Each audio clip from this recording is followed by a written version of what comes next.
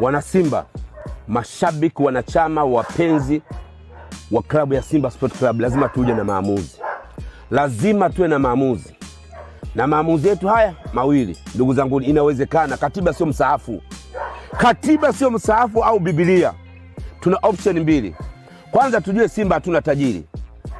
Tuna watu wajanja. Hakuna tajiri pale. Niliwahi kuambia tumpeni timu Kansela Salah au Jairuti. Tumpeni timu Kansela Salah au Jose Rugasila. Hawa watu wawili, naudia tena, wote na wamudu. Mimi ninaweza kuwaita nikakaa nao kikao, nikawashawishi na wakakubali na wakaingia site kuweza kuiokoa Simba. Tunapoelekea Simba ni jahannam. Tutapigana wenyewe kwa wenyewe. Naambia, tutapigana wenyewe kwa wenyewe. Tajiri yetu tulokuwa naye sio tajiri, kajaza matangazo tu kwenye jezi yake. Kajaza matangazo, ndio maana hata jezi tunazigeuza. Kajaza matangazo tu, kutoa hela atoi, ananufaika na klabu. Kajaza matangazo hivi.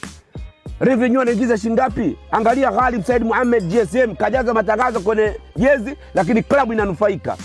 Yaani mashabiki wakisema tunamtaka mtu fulani wanampata. Wamemchukua Suleiman Mwalimu ni kutukomoa sisi. Hata pata namba Yanga. Wakini wanatukomoa sisi kwa wanaweza kuchukua timu nzima. Nani siwafiche?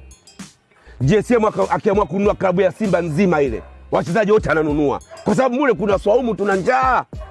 Kona yetu ni moja. Tumpeni timu Kansela Salah. Nakwambia tumpeni timu Kansela Salah.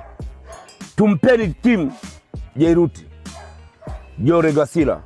Tuwapeni timu ya watu wawili. Tupate mafanikio.